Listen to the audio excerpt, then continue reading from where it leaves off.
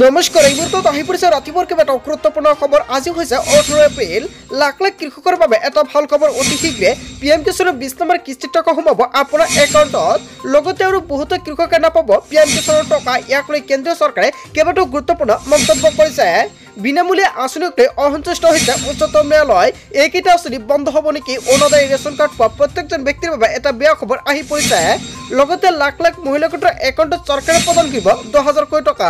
যদি আপুনি গোটৰ 10,000 কোটি টকা পৰাই কিমান তাৰিখত আপোনাৰ একাউণ্টত 10,000 কোটি টকা প্ৰদান কৰিব?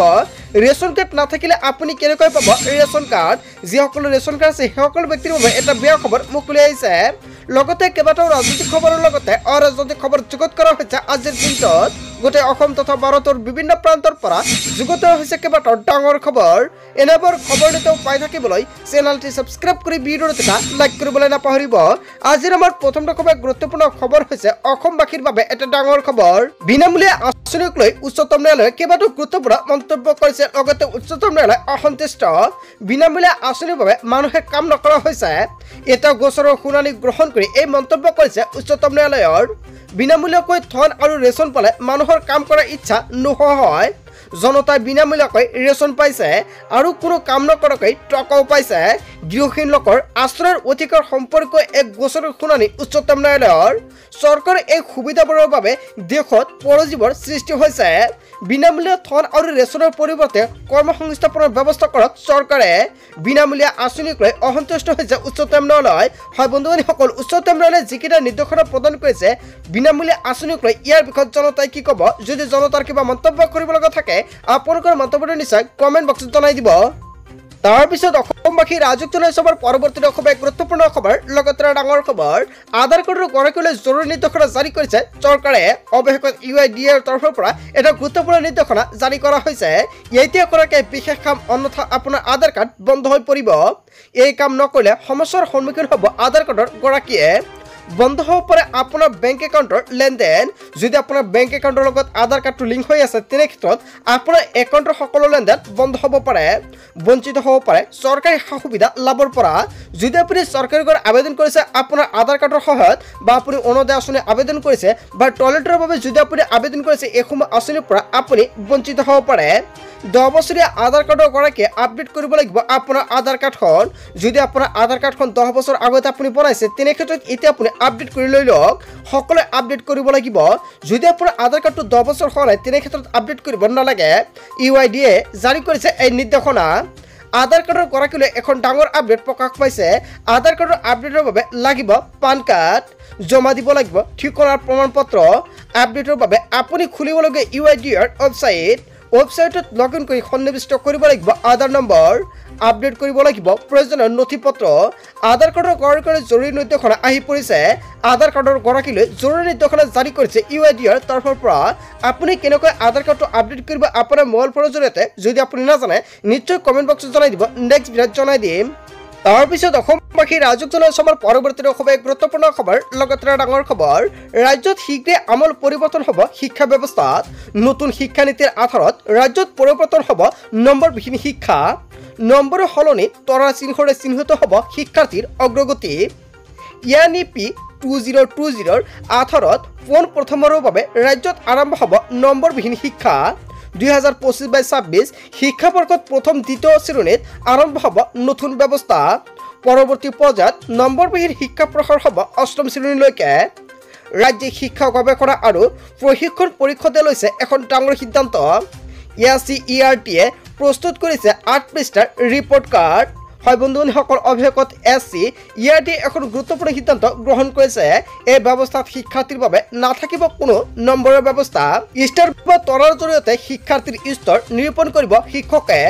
বুনিয়াদী জ্ঞানৰ ক্ষেত্ৰত শিক্ষকৰ প্ৰয়োজন হ'লে দিয়া হ'ব এটা ষ্টাৰ বা এটা তৰা। কিছু পৰিমাণে বুনিয়াদী জ্ঞান আহৰণ কৰিলে শিক্ষাৰ্থীক দিয়া হ'ব 2টা তৰা। যি শিক্ষাৰ্থীক শিক্ষকৰ প্ৰয়োজন নহ'ব সেই শিক্ষাৰ্থীয়ে লাভ কৰিব 3টা তৰা। ৰাজ্যত শীঘ্ৰে আমূল পৰিৱৰ্তন হ'ব শিক্ষা ব্যৱস্থাত। হয় বন্ধু-বান্ধৱীসকল, এটা গুৰুত্বপূৰ্ণ আপডেট প্ৰকাশ পাইছে।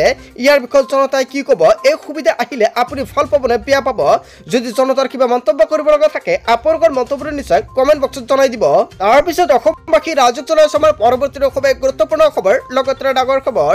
এতিয়াৰ পৰা ৰাজ্যত নাইকিয়া হ'ব ইণ্টাৰনেটৰ সমস্যা। ইণ্টাৰনেটৰ সমস্যাৰ ক্ষেত্ৰত মুক্ত হ'ব অসম। তামিলনাডুৰ আৰ্হিৰে অসমত স্থাপন হ'ব ইণ্টাৰনেট সেৱা। স্থলপথৰ বিপৰীতে জলপথৰ হ'ব ইণ্টাৰনেট কেবলিং। মুখ্যমন্ত্ৰী ডক্টৰ হিমন্ত বিশ্ব শৰ্মাই এখন গুৰুত্বপূৰ্ণ মন্তব্য কৰিছে। তাৰপিছত অসমবাসী ৰাজক জনাই আমাৰ পৰৱৰ্তী খুব গুৰুত্বপূৰ্ণ খবৰ, লগতে ডাঙৰ খবৰ। ৱাকআউট বোৰ্ডত নহ'ব কোনো সাল সলনি, কেইবাটাও গুৰুত্বপূৰ্ণ মন্তব্য কৰিছে উচ্চতম ন্যায়ালয়ে। উচ্চতম ন্যায়ালয়ৰ সকাহৰ পিছতে উৎফুল্লিত হৈ পৰিছে দেশৰ কোটি কোটি মুছলমান। ৱাকআউট বোৰ্ডৰ পূৰ্বে যিদৰে আছিল একেই থাকিব। হয় বন্ধু-বান্ধৱীসকল, ৱাকআউট বোৰ্ড পূৰ্বে যিদৰে আছিলে এতিয়া একেদৰে থাকিব বুলি মন্তব্য কৰিছে উচ্চতম ন্যায়ালয়ে। ৱাকআউট বোৰ্ডত চৰকাৰে কৰিব নোৱাৰিব হস্তক্ষেপ। ৱাকআউট বোৰ্ডৰ বিৰুদ্ধে আবেদনক লৈ সৰ্বোচ্চ ন্যায়ালয়ে দিছে অন্তৱৰ্তীকালীন আদেশ। সৰ্বোচ্চ ন্যায়ালয়ে দিয়া সকাহৰ পিছতে উৎফুল্লিত হৈ পৰিছে মুছলমান সমাজ। কেন্দ্ৰীয় চৰকাৰে হস্তক্ষেপ কৰিব নোৱাৰিব ৱাকআউট বোৰ্ডত। ৱাকআউটৰ ভূমি সম্পত্তি পূৰ্বৰ দৰে একেই থাকিব। ৱাকআউট বোৰ্ডৰ সদস্যৰ ক্ষেত্ৰতো কোনো সাল সলনি কৰিব নোৱাৰিব। ৱাকআউট বোৰ্ডত কোনো ধৰণৰ নিযুক্তিও দিব নোৱাৰিব। সৰ্বোচ্চ ন্যায়ালয়ৰ অধিবক্তাক ধন্যবাদ দিল্লীৰ প্ৰাক্তন ৱাকআউট বোৰ্ডৰ অধ্যক্ষ আমাতুল্লাহ খানৰ।